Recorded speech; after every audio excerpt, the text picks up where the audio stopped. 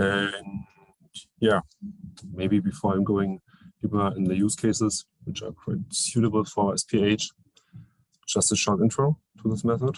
SPH is a computational method that simulates the mechanics of a continuum. It's mesh-free, and it's based on points in a Lagrangian view, known as particles. And yeah, originally it was developed in the 70s for astrophysics, like for the simulation of star or galaxy formation. And in the field of CFD, yeah, the interest in SPH has continuously increased since the end of the 20th century, also because of the improvements in the boundary handling or stabilization methods, but also improvements regarding the physical models. And yeah, that's also why the SPH is more like a door opener for new use cases in engineering.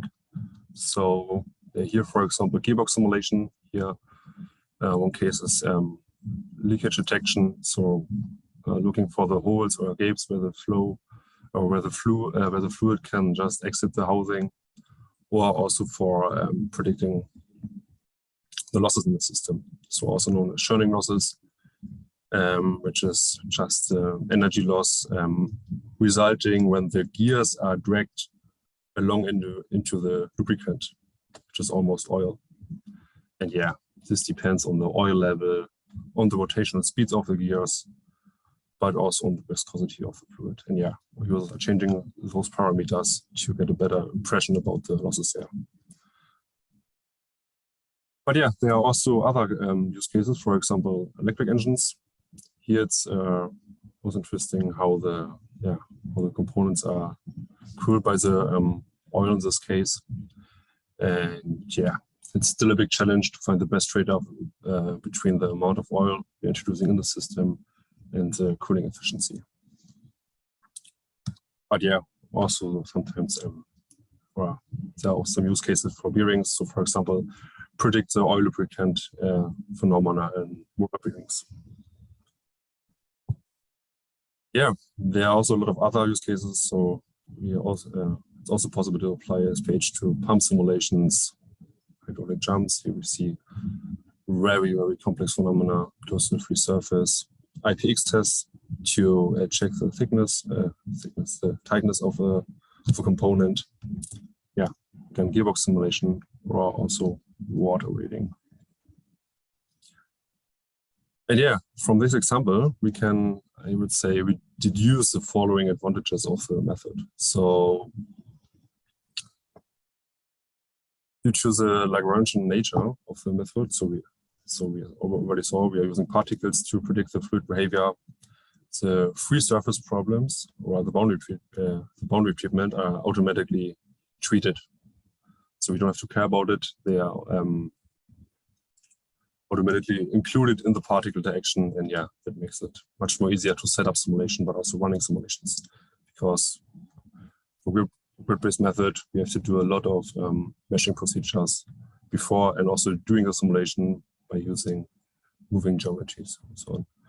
But also it's very suitable for multi-phase flow. So due to the strict phase distinguish, so for example, we want to simulate the oil and the air in the gearbox. Yeah, we just assign the material properties, and water particle will stays as a water particle over the simulation, and the same holds for the air particle. And yeah, maybe the another, or what's actually the advantage, we'll also talk about it later, is automation. So due to the particle discretization and the meshing free nature, it's much more easier to set up simulations. Yeah, that's for the motivation of this method. Yeah, let's maybe clarify the numerical cluster or the general idea of simulation methods. So in general, we distinguish between two views of the coordinates. So Eulerian view and the Lagrangian view. So in our Eulerian view, we have just a fixed point in room. So this case here, the swimmer is fixed, and the flow field goes from left to the right, crosses our position. We're just standing still and observing the flow. While for the Lagrangian form, the swimmer is part of the flow. So follow the flow, but can also move by itself. So that means the swimmer is influenced by the fluid, but also holds its own properties. It's more or less like a superposition. It means on top on the properties of the swimmer in this case, we also get the information about the velocity with which a swimmer is swimming through the water. And yeah, based on that, we can roughly distinguish between meshes and particle methods. So for example, we have here mesh-based, so final volume method, mainly used for CFD method, final element method, which is frequently used to describe structural mechanics, but also find a difference method and lattice Boltzmann method. And yeah, on the other side, we have particle method. And here we are also clustering the SPH method. And yeah, in the following, I will talk a bit more about SPH. Also, I will spend some time on the basics to just clarify, okay, what's actually the basic idea of SPH and how we can apply it to real physical problems. So, by the way, is the particle method only used for fluids and gases, or can it also be used for solids? Can also be used for solids, but it's actually not so computational efficient, to be honest. Okay. And you will also see later why. But yeah, let's maybe talk about this question at the end of the presentation. So after presentations, maybe a bit obvious why it's not a good choice to choose particle-based methods for, well, especially SPH for structural mechanics. Got it. Thank you. But yeah, let's maybe start with the SPH basics. So yeah, you see it here. We already emphasized here that SPH is CFD. And CFD means just solving the Navier-Stokes equation, which are discretized and solved by a computer. And yeah, what's actually the goal of CFD? Just predicting the fluid behavior, which is quite important in product developments for new engineering problems and so on. And yeah, actually the goal is often to just short the design cycles. And also we have to provide a lot of many different variants of the product. That means we have to evaluate the fluid flow and the behavior quite carefully to really make good decisions for the product. And yeah, also experiments are expensive and also quite time consuming, which is why simulation methods gets more and more an alternative solution for evaluating such problems. And yeah, let's maybe start with the basic principle of SPH. So yeah, the easiest way is to just use the direct delta. And the direct delta is, I would say, quite common function. So it holds the following characteristics. So it's just 0 everywhere, expect for 0. There we have, expect in this case for this position here. There we have the value infinite. And also the integral over the Dirac over the computational space, which is here just length, is 1. And yeah, this function is mainly used in probability or signal processing. But in the following, we want to use it to also approximate the function.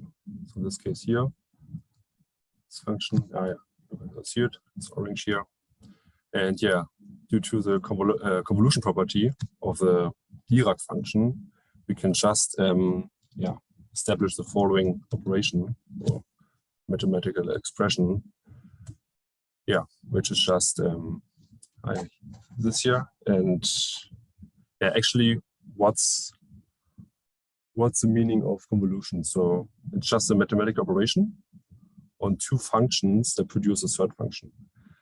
And therefore that expresses how the shape of the one function is modified by the other. Here, it's just the integral of the product between the two functions. And yeah, in the end, it means that we just, each value of f is just replaced by a weighted average of the Dirac, and then produce a new value. In this case, the Dirac impulse is just defined at one position, so it reproduces exactly the value f. And yeah, but there's one problem with the Dirac. Can't be estimated numerically due to its definition. Therefore, it's a goal to approximate this function by a so-called smoothing function, or also called kernel function. And with such a function, which is displayed here in this picture, we get a very similar formulation as before. But yeah, see here the bell-shaped curve, and we know some so yeah, sorry. And by using this function, because it's only an approximation, we're introducing an error. Just yeah, and you see it here. That means we are not reproducing the exact value, but a value which is very close to this exact value. Yeah, what are actually examples for such a bell-shaped curve? We have the Gauss, we have Wendland, we have splines. But yeah, for SPH, the Wendland is frequently used because of its compact kernel. It reduces the computational effort. And the kernel is just the definition range of this function here. You see it here, and it's defined by the so-called smooth length. And another property or another effect of the smoothing length, it defines the degree of smoothing for such functions. So you see it here, for example, by just decreasing the smoothing length, we are converging again to the Dirac impulse. That means we are reducing the error here, and then therefore also reproduce the exact value again. But yeah, that's actually the basic principle, or not principle, but that's actually the approximation principle we will use for SPH interpolations. But yeah, also to describe it a bit more intuitive, yeah, I would like to use this example here. Yeah, you see it. We are just seeing here a special laser, I would say. And this laser is used to measure. It's just a measuring device that produces a light beam, and this light beam is more intense in the middle and less intense at its extremities. And yeah, remember to the kernel function, which is also displayed here. We have this very similar behavior, right?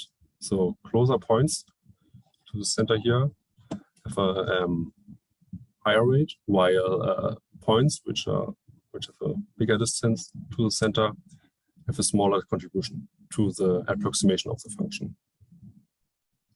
And yeah, it's actually also how our laser works. So it's the intensity is stronger in the middle than far away from it.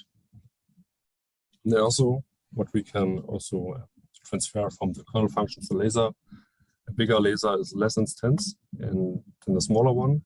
It means the values are smaller and more smoothed.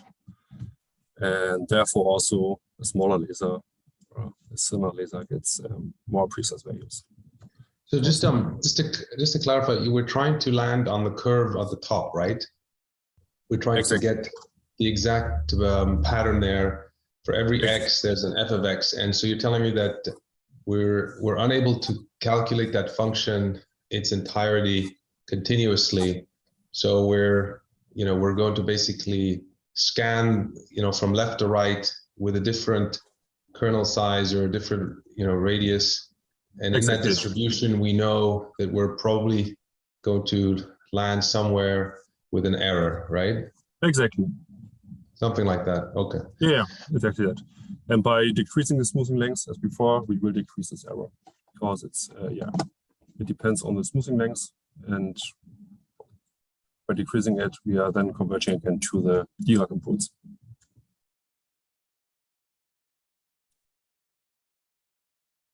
But yeah, now, as mentioned before, by using now this idea of using the laser to approximate the function value at this position here, we can just projecting the laser, and the laser produces a light beam on this curve.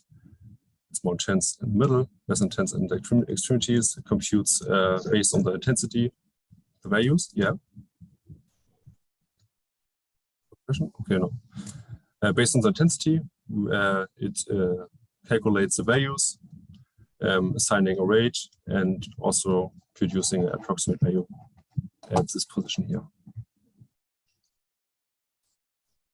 Yeah, that's actually what we also will use for the next slides. So just this intuitive or visualization of the kernel function. We are just using a beamer, which, well, not a beamer, a laser with a light beam, and considering the intensity, we are then able to say, okay, that's that rate or this rate.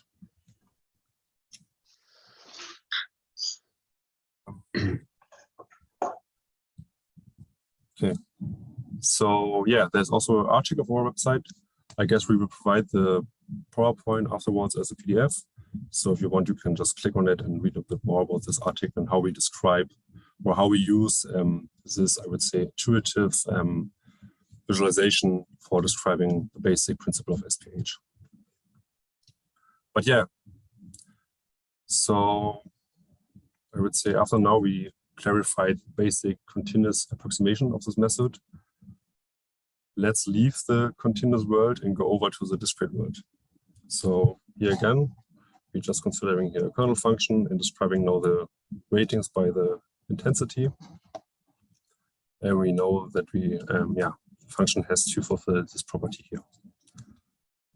And now we want to go over to the discrete space. So the first step is we are just decomposing the considered domain in particles. So we are choosing a particle diameter, and based on the particle diameter, we will get a finite number of particles. Also from now on, we're considering particles because we are assigning all the values, which are, for example, by describing the CFD, pressure, velocity, or density to the particles and no longer to position in the room. That means, we are no longer describing also the quantities we want to describe or model continuously. And mathematically, this is done by transforming the integral, here on the left side, in a Riemann sum. That means, particle also holds a volume, or in this case here, we are just considering the one-dimensional space. It's then just a length. And using the Riemann sum, we are somehow then approximating or discretizing this bell curve function here. Also, what's tried, we also see this here in the intensity. So we're also leaving here this continuous gradient, and here now a discrete gradient between the intensity. Just a quick question. If you go to the previous slide and these curves, just what's the relationship between the Navier-Stokes equations you're trying to solve and this discretization step? I will show you. Okay, so you're going to get there. I will show you that in some slides. Okay, before we go to the Navier-Stokes equation, let's just consider again the simple function here. So in the discrete world, this function would looks a bit different. So we will also just have here a piecewise constant curve, just discretizing them in space, and also the measuring the height of the particles have now this gradient intensity. And therefore the sensor is now defined by a finite number of smaller sensors. One light represents a single piece of a curve. And now we can combine the intensity of the projected light on the curve, taking the values there and constructing the value of the function at the position of the green particle here. This is done mathematically by this transformation here. as shown at the previous page. We have here the again the Riemann sum over the neighboring particles. Here we have still this error from the continuous approximation and the dispersion error. Yeah, but by considering both terms, we see by varying, for example, the smoothing lengths, this leads to changes error term in opposite direction. Therefore, also to ensuring convergency, we are introducing another important property in the SPH, which is the smoothing ratio. It's just a fixed ratio between these two quantities here, so the smoothing length and the particle diameter.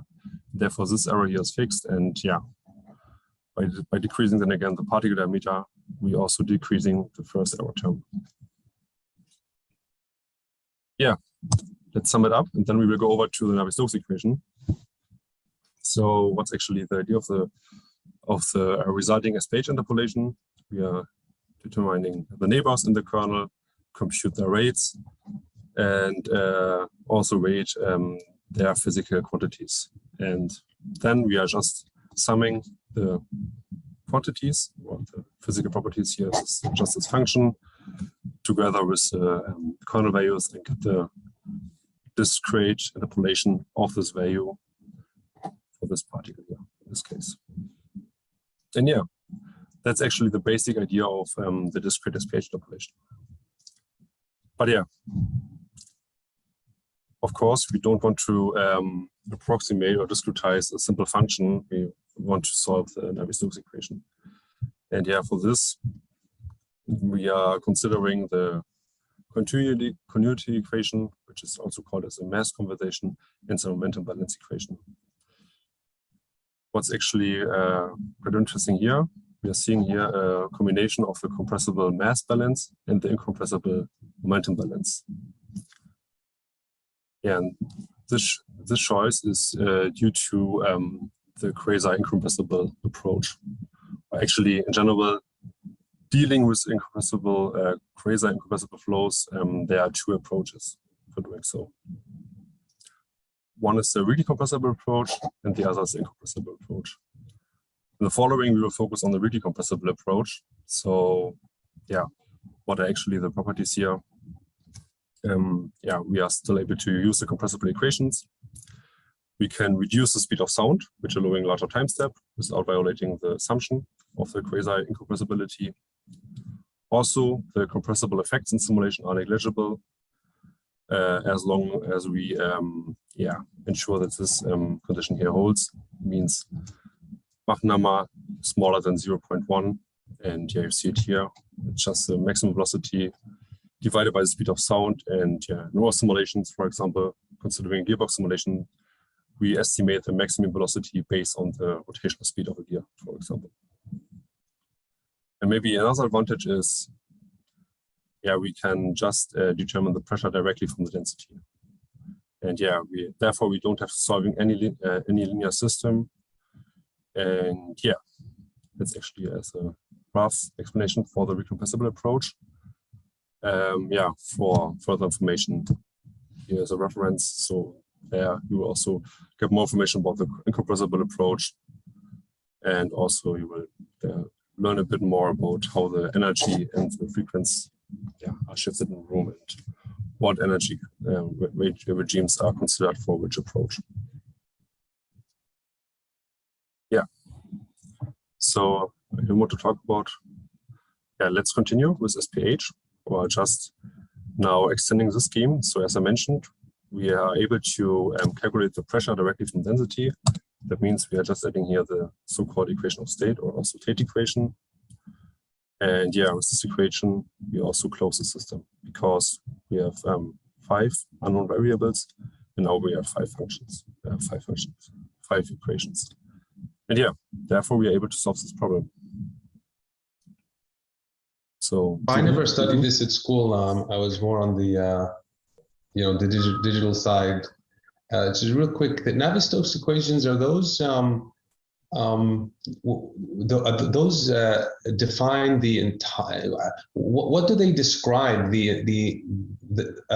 What space of the volume of the fluid does it cover? Is it because, you know, when you have an equation, like that, is it talking about a specific volume or specific area of the fluid, and you have to calculate that equation for and add it all up for the entire fluid? What is it? Yes. What is it talking about when I look at these equations? The entire fluid or a subset of it? Arbitrary continuums, I would say. So maybe I will go further with my presentation, and then we can talk about it again, because I also prepared a presentation where I discretize the continuum, and then you maybe will see it how we can apply particle-based method to describe fluid continuums. Okay, yeah. Just let's talk about it in more detail about the mass balance equation. So here, showing the left side, what we're seeing there is just the density divided by the time, which means with this derivative, we are just describing how the density is changing over time. While on the right side, we have the gradient of the velocity, which is somewhat describing how the fluid is compressed or expanded. And yeah, we can just use the basic SPH discretization, we showed before on the slide, to also discretize this gradient towards this velocity divergence in this case. And yeah, maybe to also describe it intuitive with the laser example. So considering here again the particles, here we have now a two-dimensional space. And yeah, let's just consider this row here. Again, we have here the intensity of the particle. That means particles flow to the middle, have a bigger influence. And yeah, what's actually the first case? We no longer have here a function. We are just considering here the velocity in one direction, which is this direction here, of course. And yeah, in the first case, all particles have the same velocity. That means the gradient or the emergence velocity is 0, and therefore the density stays constant. The second case, we would consider this straight line of the velocity profile. And here, the particle on the left side is flowing in the direction of the green particle. The particle on the right side is flowing in the direction of the green particle. And the velocity of the green particle is almost 0. And this leads to a compression because both particles are flowing more together to the green particle, and therefore compressing the green particle, the density increases. And yeah, the opposite case is when the two particles on the left and right side are flowing away from the green particle. In this case, we will calculate expansion, which is just a decrease in the density. Yeah, let's do the same for the momentum balance. Here on the left side, we are describing the acceleration, which is just a change in the velocity over time. And here we have some more terms. So for the first term is just the pressure gradients. So this means the pressure accelerates towards low pressures. You see it here in this picture again. If you have a straight line for the pressure is higher on the left side, so therefore the particle is moving in the direction of the right side. The second term describes friction between particles, or also it's also could also be understood as a resistance in the fluid, which is then also characterized by this parameter here, which is viscosity. And yeah, also here we see example, it's a parabolic profile of the velocity, and yeah, due to the higher velocity to the left side and right side, the green particle is dragged by the motion of its neighbors and therefore accelerating in the same direction. Then yeah, the last term is just the gravity. Yeah, it just acts to all particles and therefore accelerates the particle downwards. Yeah, again, we can just apply here the particle discretizations to the pressure gradient, but also the application of the velocity. But yeah, that's actually it regarding the basic formulation of SPH. Let's maybe summarize again. What's the time? Okay, we have 30 minutes over. So we better accelerate a bit the presentation. So maybe to give overview about the SPH again. Yeah, what's actually our goal? We want to describe fluid mechanics for an arbitrary control volume, which is displayed here. So just lying in a fluid domain, or just describing the complete fluid domain. And yeah, we know there are properties defined such as pressure, density, and velocity. And yeah, we want to approximate those values by using some simulation methods. The first step is the choice of the governing equation. Yeah, we saw it some slides before, which is the mass conservation, momentum conservation, and the Tate equation. And also here, for example, we see a pressure field, which is defined for this continuum. So of course, there's also velocity and density, but yeah, for simplicity, let's just consider the pressure in the following steps. So after we clarified the equations we want to solve and the properties which are defined for this domain, we are just assigning the kernel approximation, which is then by choosing a kernel function as before. Yeah, as we mentioned, we are choosing the Wendland kernel due to its compact kernel, so therefore limited definition range. And yeah, based on that, we are able to calculate or approximate this value continuously based on the adjacent region of this point here. In the next step, we are introducing a discretization. So here, we are just again decomposing the considered domain particles, assigning the properties to the particles, and also have to choose properties like particle diameter and kernel size. So we see it here. Particle diameter just defines size of the particles, of course, and here the smoothing mass, which is in the influence range of the kernel function. And yeah, therefore, of course, we are also able to interpolate the values discrete in space by using the discrete SPH interpolation. And the last step, we are again applying the discrete operations to the mass balance equation, momentum equation, which is here again the velocity divergence, and on the right side the pressure gradient and the viscosity term, or ablation of the velocity. Yeah, and the last step, since we are calculating here derivatives, so they are just describing how the values are changing over time, we also have to choose a suitable time-stepping scheme to also moving forward in time. Yeah, there, for example, at Dive, we're also using Kuta schemes, velocity relay schemes, but also more advanced time-stepping schemes like the dual time-step criteria technique. And yeah, also, of course, we have to choose suitable time-step criteria. Yeah.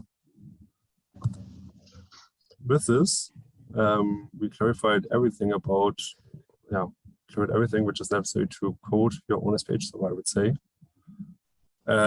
Before I will go over to more advanced technologies, are there any other questions regarding this topic here? So as usual, I have a question again. So first of all, thank you so much for me. I mean, this is the first time I see the top to bottom of how a governing equation gets approximated using discretization with all the math behind it. So it's pretty cool. I really thank you so much. I was just asking back to that original question I had in the plot that is continuous at the top, that orange thing, behind your smiley face. Yeah, right there, the given pressure P. That is sort of that continuous space that is describing the pressure and the state of the fluid using these equations. I was just curious, if I were to calculate, using the continuity equation, any of them, right? Continuity or momentum. What am I calculating for? I'm actually calculating for a spot, a specific spot on that curve at the top. Is it also for a specific spot at a specific time? Yeah, so we are actually calculating the operations here, the equations for all particles here. And these values here, which is still a continuous function in the end, is assigned to the particles. That means we also, it's maybe a bit misunderstanding of this picture here, we no longer have this continuous description of the pressure here. So the particles. But the equations at the top, the ones that are not discretized, are calculated per, per continuous On a continue, yeah, on a, okay. For each particle, yeah. And then each particle knows how it has to move to the space, but also how the density or pressure is changing due to the velocity of the neighborhood. Okay. But the governing equations are also on a continuous level for particles, but continuous, like infinite number, right? Could you repeat the question again? Sorry. So if I did calculate the first equation, am I calculating it for a specific point on that orange curve?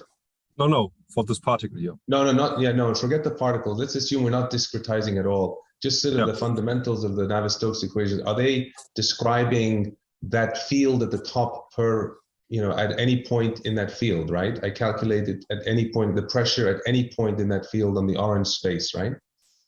Yeah, but this function doesn't longer exist actually, because we also have to transfer it in a discrete space, right? So sure, yeah. Okay.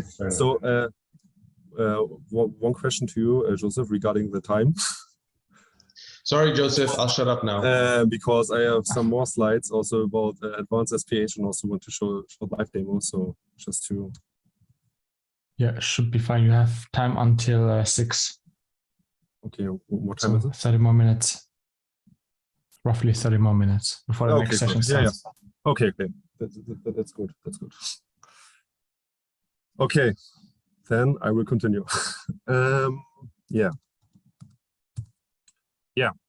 So after we discussed about the basic of SPH, also how we can apply it to fluid dynamics, let's maybe go over to more advanced methods or techniques in the SPH. Or also, let's more focus on the physical or numerical models we are focusing on at DIVE. So just to give overview, we have advanced boundary method there. We are focusing on particle refinement approaches, so to also ensure provide the adaptive refinement or adaptive resolutions in the simulation. We are also able to simulate open boundaries, so to, for example, modeling inflows, outflows, or both at the boundary. Surface tension, so which is quite important to model microfluidics. Also thermodynamics, so it means additionally to the math conversation, momentum conversation, we are also including the energy balance and also multi-phase flows. But due to the time limitation, I will just focus on these two topics here. Just give you a rough overview about the idea for boundary segments and local refinement. And let's start with boundary. So you see it here, why integral boundaries, and I will also try to explain what's actually a trigger boundary. So until now we only talked about interpolation inside of the continuum. So, and I also already mentioned that the SPH had its origin in the astrophysics, but there's one main difference between astrophysics and real engineering problems. Because in astrophysics we don't have to deal with walls, but engineers have to do that. And for this, therefore, I will just spend some time to describe how we model boundary conditions at DIVE and what are actually the approaches which are used in the industry or in the academic research. So just describing again the operators. So we already know the operator here. It's just a cyclicity operator, which is used to interpolating the volume for a specific particle. Here again, the discrete particle, for example, just applying this this operation here, then we are able to discretize or use or interpolate the value in the discrete room. We also are able to just formulate a gradient of it. So it's done by just putting a derivative at the beginning of the function or just before the kernel. And it's also quite similar to the so-called reformulation for the FEM. And it's fine. So actually we are now able to calculate gradients in SPH.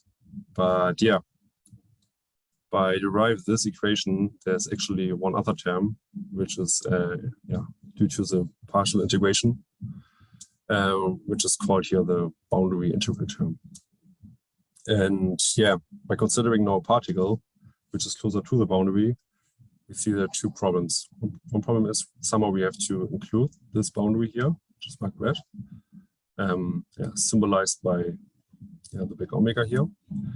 And also the kernel is no longer fulfilled. So that means here's a space or some area which is not covered by particles and therefore not described.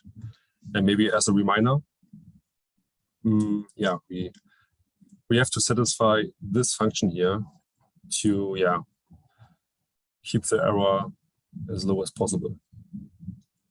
And in the following, I will show you how we can model this boundary integral here, but also how we can include the missing kernel content by the intersection between the kernel and the boundary. Yeah, that's that. So in general, there are, I would say, two categories of handle boundary conditions in SPH. One is by just placing particles behind the wall, so also called as ghost particles. So there we are assigning very similar property as a field and therefore including them in the Navier-Stokes equation.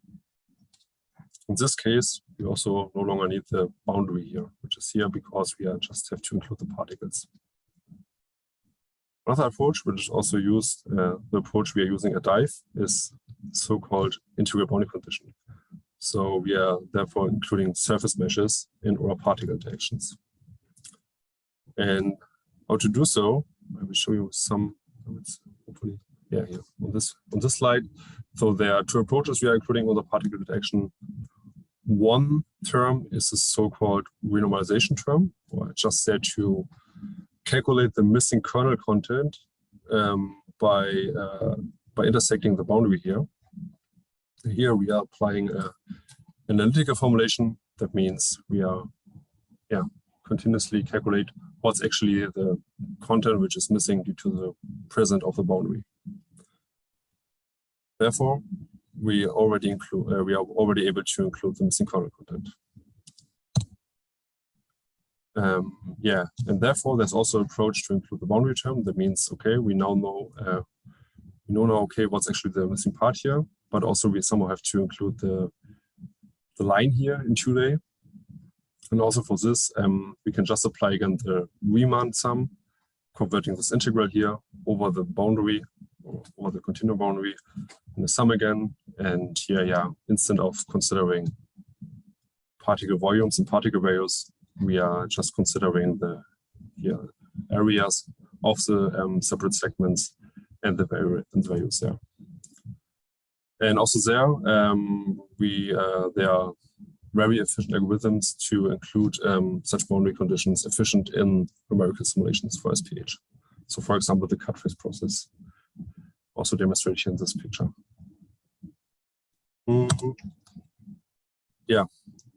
What's actually the biggest advantage of this method? So standard CAD programs gives out triangulated STLs, right?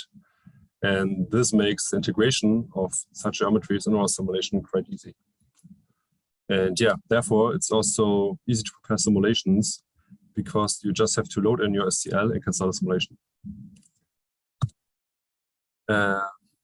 Another advantage, two advantages, is that you are more able to represent the real surface or the real geometry of the considered boundary or of the considered components. Compared to particles, you're seeing we need a lot of particles or more particles to reproduce gear flanks more accurately. And therefore, and also we are dependent on the particle size because we have to choose the same particle diameter for the boundary as for the field. That makes it sometimes a bit difficult to include accurate boundaries. That's for boundary conditions. Let's go over to particle refinement. As already mentioned, it's there to enable particles of different sizes from simulations. The it's actually used when a specific area is of interest, is of more interest than the other regions. So for example, in this case here, we are considering a nozzle. And yeah, it's obvious that we have to decrease the particle to ensure here a continuous and constant volume flow through this smaller channel here. And yeah, other examples are, for example, small channels in complex geometries and gearboxes, or also to describe some boundary layers. So for example, for velocity profiles or for temperatures, as for the electric engine cooling. And yeah, how is this approach working? We can just define here a refinement zone where we want to ensure smaller particles. Then yeah, we also have here, let's say, buffer zone. And yeah, once a bigger particle crosses this interface here, it's split in 4 smaller particles here in 2D. These particles are just interpreting the values from the cross side, flowing passively with the bulk flow. And yeah, in the moment where I would say this group of particles are entering this domain here, the blue particles are active and the white one is a passive flow. And yeah, at the by entering the domain, we have a very similar algorithm to merge those particles then together again. Yeah, maybe one example. So here again, just to actually, yeah, here we are just placing refinements on this region here, and therefore we are resolving the exit of the tank more accurately. And yeah, so another example for particle refinement here for multi-phase flow. So I would say the most famous cases in the SPH community at Numerical. And yeah, here, for example, we placed 2 refinement zones, one bigger, one smaller. And yeah, but also we applied this approach to gearbox simulations. And I hopefully can also do it in the live demo.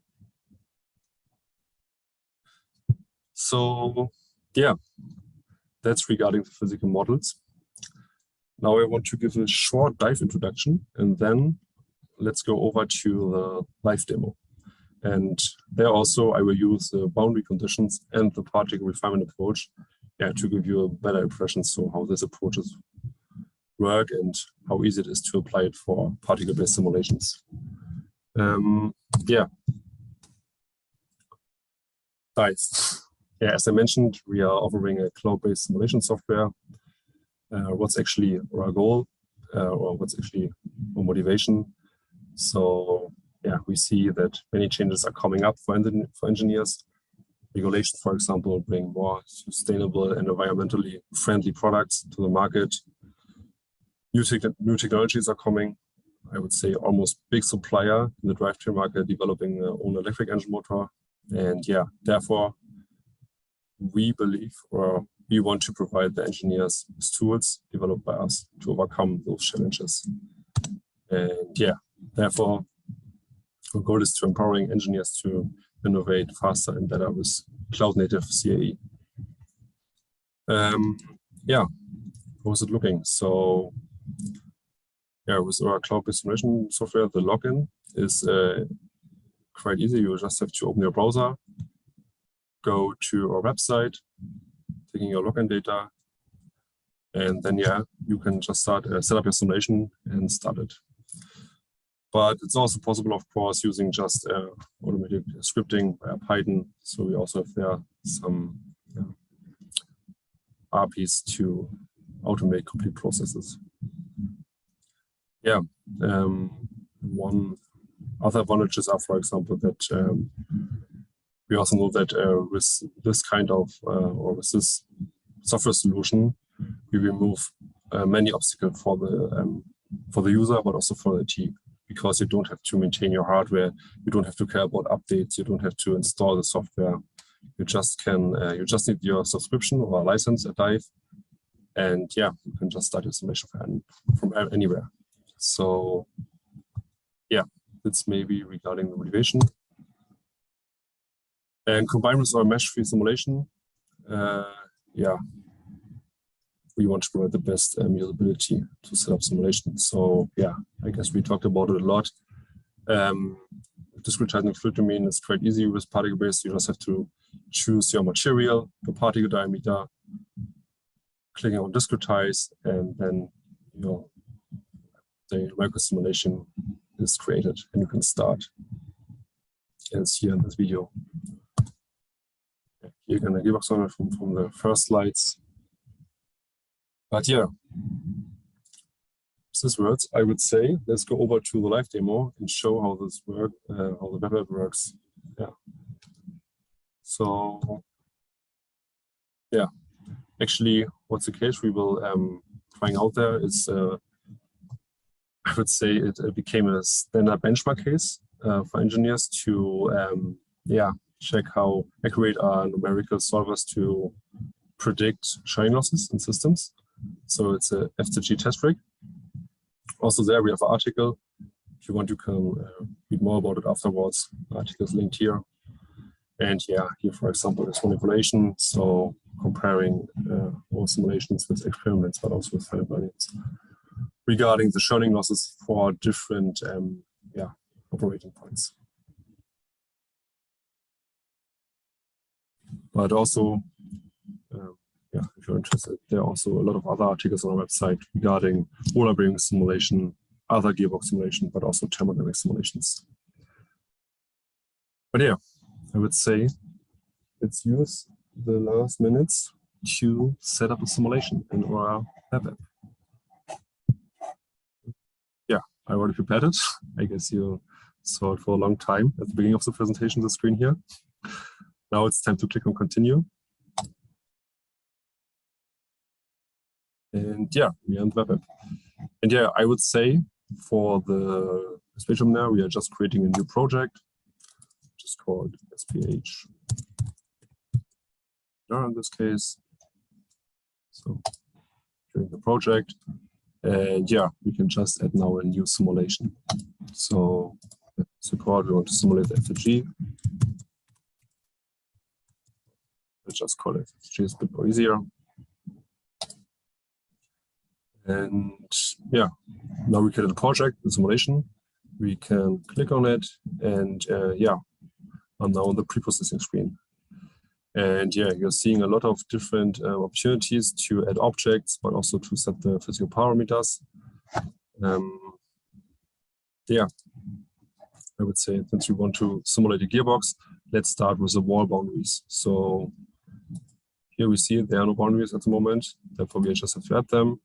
Yeah, for example, we can just add simple cubes or other simple geometries, but also we can use the upload function to load in STLs. So I already prepared this case here. So the two gears and the housing.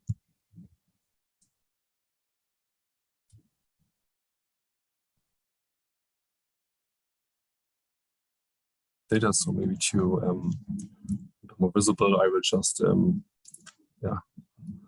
hide the case, and then you can see the gears. So in the next step, I would say let's just assign the movement to the gears, because yeah, to make the simulation or make the particle moving, we have to assign velocities to the boundaries. So for this, we're clicking on the first gear, we click on movements, adding a movement.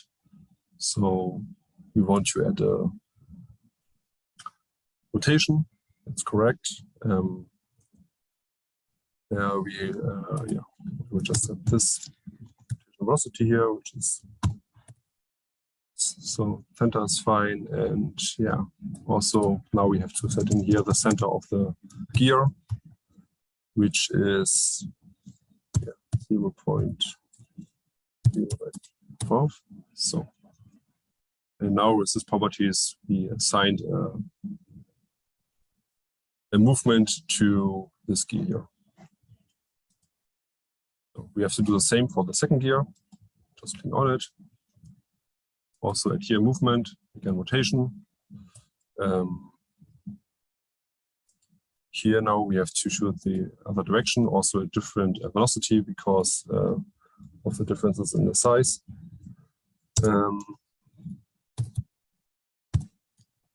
Velocity, and yeah, this gears in the origin, therefore we can just keep the default or just 0, 0, 0 for our coordinates. So with this settings, we can also start to display simulation and see, okay, everything is set up correctly, just to make it a bit more smaller, get a better impression. Yeah, looks fine, I would say. Geometries are not intersecting, and yeah, looks how we want to do it. So the next step, I would say we should add the fluid particles to actually also simulate the oil system and how the oil is moving in the system. So here, for here, we can just add a fluid, which is then, for example, just a simple cube, or also we can just upload here STLs to fill those STLs with particles.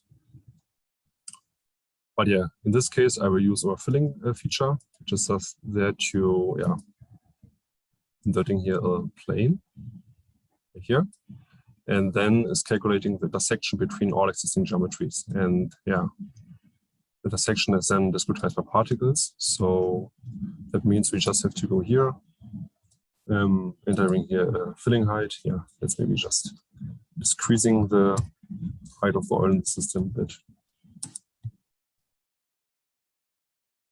Oh, that was definitely wrong. Big offset, so maybe in the other direction is better. Perfect. So maybe display again the housing. Change here the visualization case, and yeah, wireframe. Looks fine, I would say. Also, we have here the seed point, so I just have to move now this seed point here in the domain we want to discretize the particles. Yeah, looks nice, I would say. So yeah, basically the setup is almost prepared. We just have to now setting some physical properties. So starting with material. So yeah, fluid layers are water. Yeah, let's stay with those parameters. Yeah, we just have to set now the particle diameter. Yeah, make simulation a bit faster. I will just increase it again a bit here. So the speed of sound. Yeah, and the last step, I would also add a refinement zone to maybe, yeah, describe the area around the gears a bit more accurately, or with finer particles in the end. So yeah, you can just add here a refinement zone, which is quite large, I would say. So therefore, yeah, I just click on it and change the dimensions. So first I will just change the dimensions, and then we can transform it in room. So 0 to 2, 0 to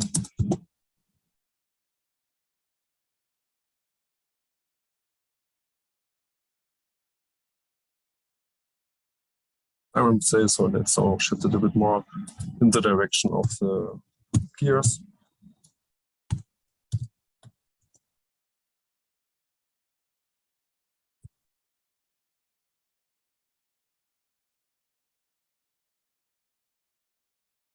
So, and yeah, now I guess we're almost all set up. So we define particle diameter, the speed of sound, which are required material properties.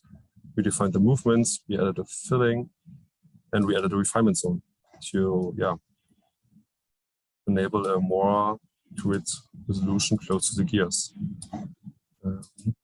Yeah, it's fine. So now we can just click on discretize, and hopefully it's working. Oh no, it's not working. Let's do it again. I guess something is wrong with C point. No, I guess the particle geometry is too coarse for the system. Right again. Yeah, awesome. Just the wrong particle diameter. Yeah, of course, if we choose a too coarse particle diameter, we are of course not able to fill any system. So, but yeah, with the settings, done with the simulation. We also see here the refinement approach, coarser particles in this region, finer particles in this region. And now we can just go click on one, choose what number of cores you want to simulate. Since you want to get the simulation a bit the results a bit faster, we choose 150 cores. Go to next. Yeah, checking in the parameters, bit of sound, particle media. Fine. You just increase the simulation time. And yeah, we can start a simulation.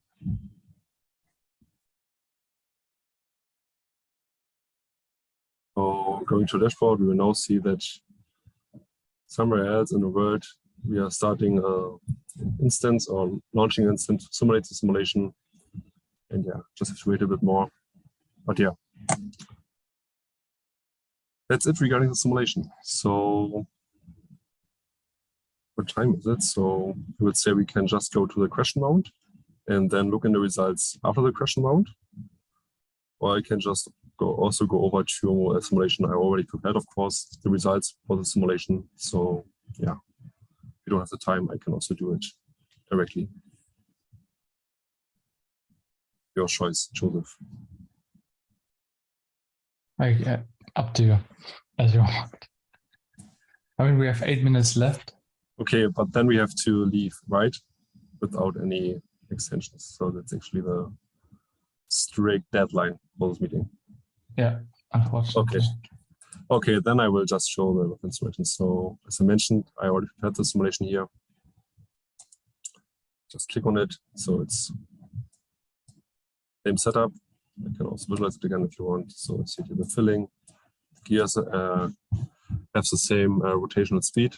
So look at the dashboard. Here we see also some information regarding the runtime and the time steps, but also we have a minimal post-processor. And move the singles there. Now we see here the pipe flow. So the animation view, of course, takes some time. And yeah, we see all the movement and how the particles are reacting regarding the movements of the gears. Yeah. Also, maybe to get a better impression, we can just introduce here a clip. That's a bit too far away, so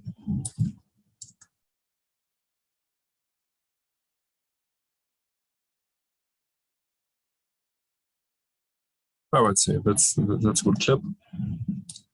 Also, maybe change a bit more of the color map, or choose a different color map. Yeah, here. And yeah, let's click again on play. And yeah, now we see results of our simulation. We set it up some minutes before. Of course, it's the same simulation, but it's the same setup. So yeah, it takes some time. So I guess we can also look into it. But yeah, that's actually it. That's actually the basic idea for this SPH or technical dive and how we enable SPH simulations in the cloud.